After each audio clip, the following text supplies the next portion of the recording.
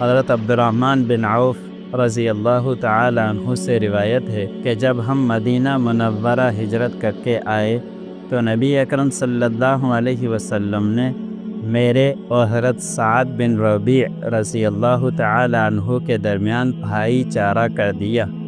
حضرت سعد بن ربیع رضی اللہ تعالی عنہ نے فرمایا، میں انصار میں زیادہ مالدار ہوں، اس لیے میں اپنا آدھا مال تجھ کو دیتا ہوں، اور دیکھ لو میری جو بیوی تمہیں پسند آئے میں اس کو تمہارے لیے چھوڑ دوں گا، جب وہ عدت سے فارغ ہو جائے تو تم اس سے نکاح کر لینا۔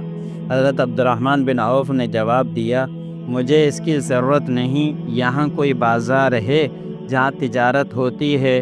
انہوں نے کہا کہ قینقاع کا بازار ہے۔ چنانچہ حضرت عبدالرحمن رضی اللہ تعالی عنہ وہاں گئے اور پنیر اور گھی لے کر آئے، پھر روزانہ صبح کو جانے لگے۔